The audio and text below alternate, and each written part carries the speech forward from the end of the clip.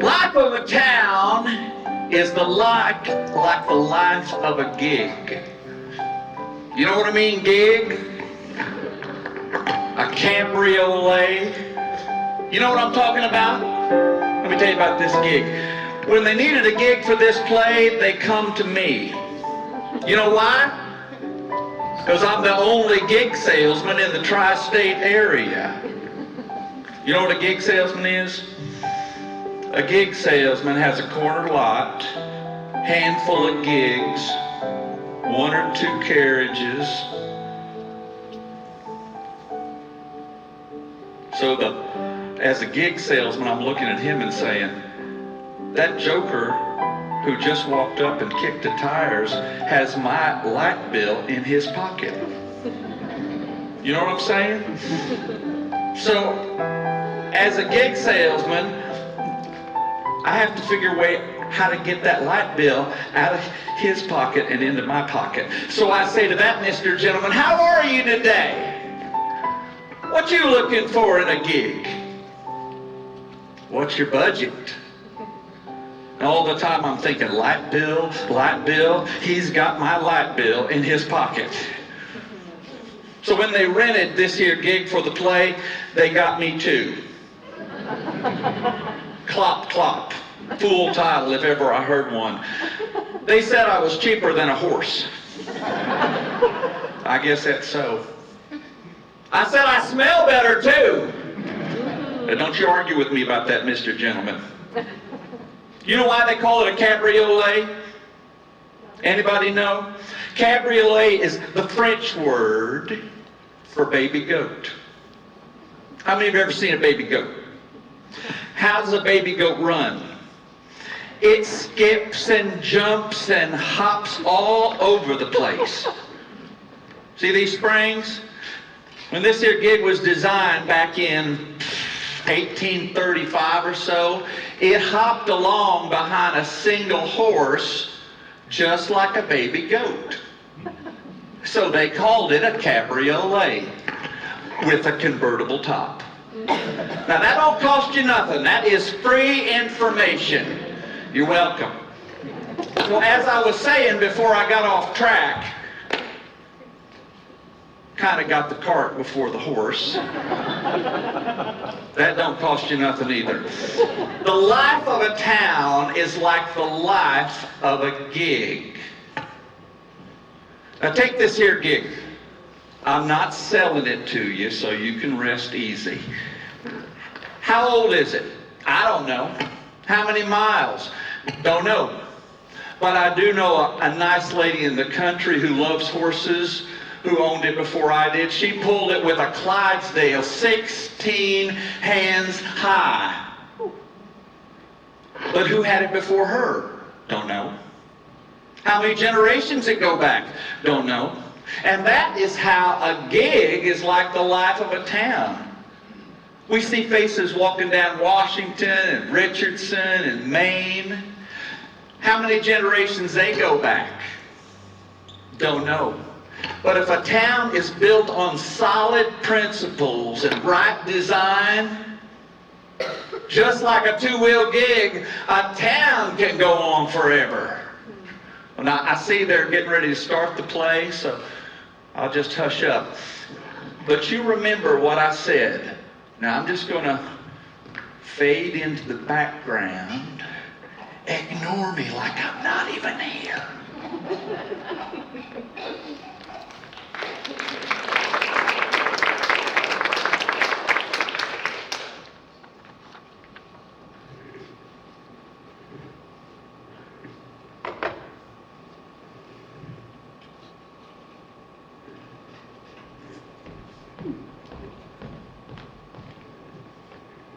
Good afternoon, miss. A very fine and pleasing afternoon it is. I take it you are Ambrose. Why, yes, miss. And how'd you know my name? I know all about you. I stepped off the airline less than 30 minutes ago in search of a tall, kindly-looking cabman with a smile on his face. You seem to be the one that fits the bill. Who told you my name? As a matter of fact, my cousin Addie told me much more than your name. You are the story man. But let's start with the name. Is it Ambrose or Mr. Ambrose? Well, everybody hereabouts just calls me plain old Ambrose. I like plain old Ambrose. I feel we are going to be fast friends. I appreciate that, young miss. And what shall I call you? That is a subject upon which I have a decided opinion. Now, Cousin Addie, that's Adeline Carter, did she tell you my preferred name? Well, she might have said, miss. I can't recall. I do know that she said a young thing with blonde hair, like yours, be coming uptown from Airline Station, carrying a bucket with her. My full name is Mary Louise Carter. Mama and Papa called me Mary Louise for all of my 15 years. Papa died last year. Consumption. Mama still calls me Mary Louise. I'm here to work hard and send what money I can to her. Sorry about your father, Miss Mary Louise. Thank you, but please, that's what they call me.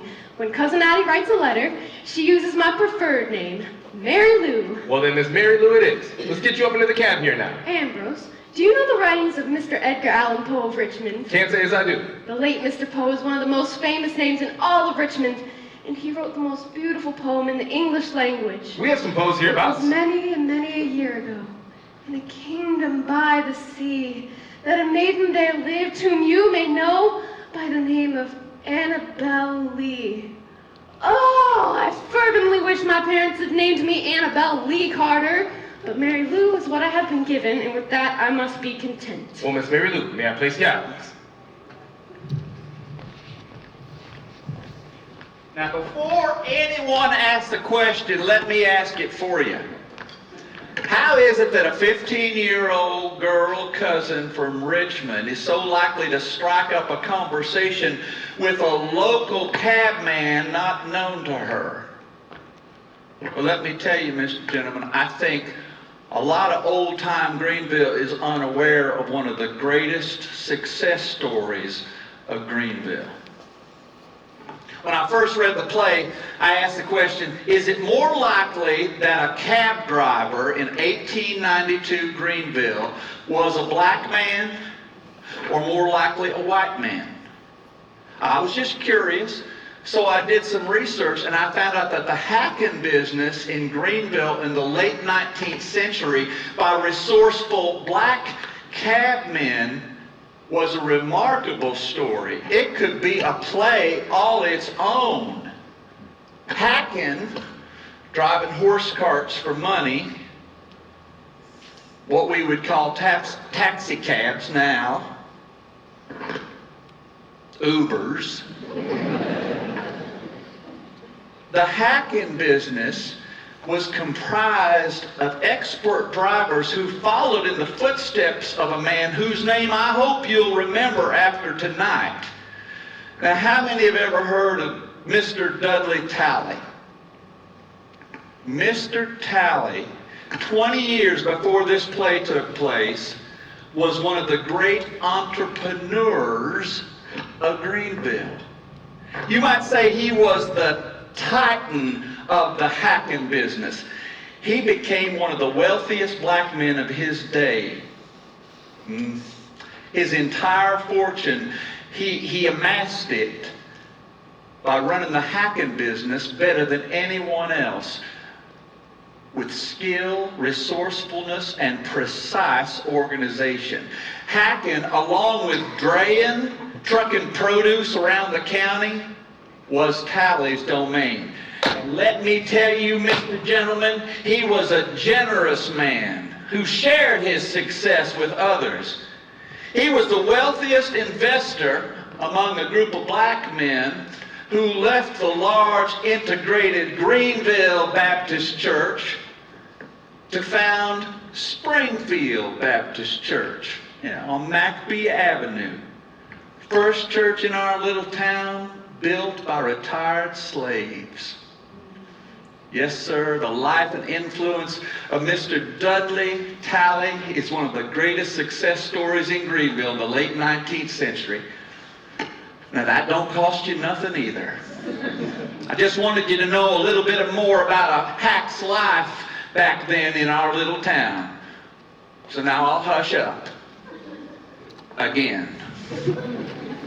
Ambrose, is that near the corner Carpenter's drugstore? Carpenter's Drugs? Yes. I'm afraid they close at 5. Tomorrow, they open at 8. Something you needed? The lady I sat next to on the airline from Richmond, Miss Mary Barker, said the willow bark at Carpenter's drugstore is the most trusted remedy if ever I suffer an ache or pain on my new job. Yes, sir. The willow bark's mighty fine. Miss Mary Barker also recommended the waters of Chick Springs Resort as the most restorative influence if ever I have a day off to go into the countryside. Well, folks do come from all over to stay at Chick Springs, but my own recommendation for a day in the country runs contrary. Just before I park my cab up here to meet you, I roll back down our mountain. You see our mountain up there? It seems more a hill than a mountain. Well, the north side of our little town is graced by its own, you may call it a hill, but we call it Paris Mountain. Up top, it's a 3-story hotel with the finest views of the steeples and smokestacks of all the Greenville. But that's not the best part. You walk around that 3rd floor balcony in glory. I imagine you can see 100 miles all around.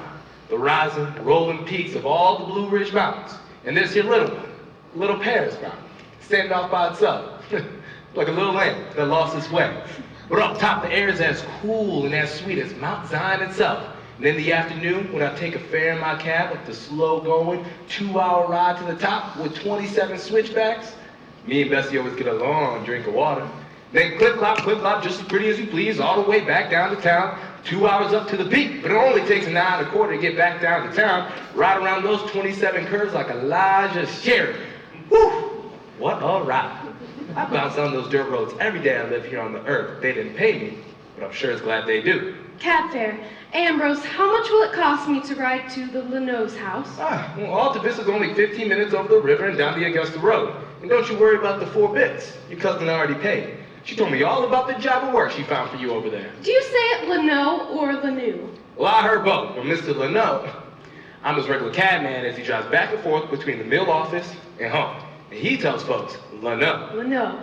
And Addie told you I'm to work as cook's helper? She said there's some job of work that Mr. Leno needed a new girl, and he's a fine man to work for him. That's Huguenot Mill right there. He designed it and named it for his people, the Huguenots. Built those brick walls solid, so they'll be standing 200 years from now. You can take my word. What is a Huguenot? Folks at your work will tell you all about that, more than you want to know. Trust me.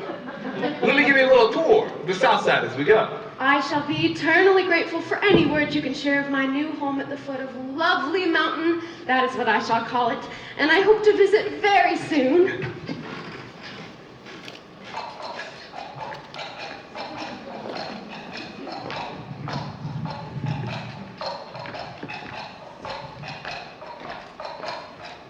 Whoa! All right, first things first.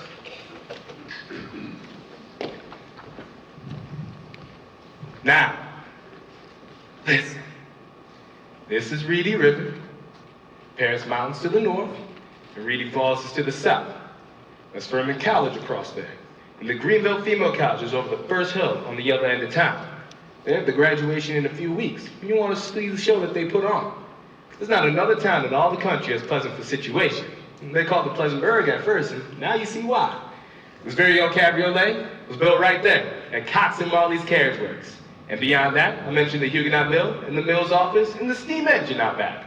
First mill hereabouts built with electric lights. And those electric lights are powered by the steam engine, which allow the mill girls to work well past daylight hours. Your cousin, Miss Adeline, she works a second shift. And that's why she couldn't come to meet you when the airline came from Richmond this afternoon. Why do they call it airline when it runs on the track like all trains? Well, the early railroads, they follow the road through the small towns along the way. But the airline was built up separate from those roads, so it runs straight through, like a bird flies. So they call it the airline. The train did fly like a bird.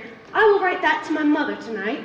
Now, the largest mill over the river over there is Camperdown. It's twice the size of the Huguenot, but Mr. Leno says that he makes up for half as many looms by working twice as many hours. Electric lights make good business sense, you see? Please don't talk of mills. Addie complains of eternal hours and the names I'll not remember. But she wrote that you are the story man because you know the story of every man, woman, and child that walks these dirt roads. Don't know about every, but I do make my living giving a fair price for a cab ride. And I always ask questions. Not just ask, but listen to what a man says. But also what he leaves unsaid, you know? What's unsaid often tells the best story.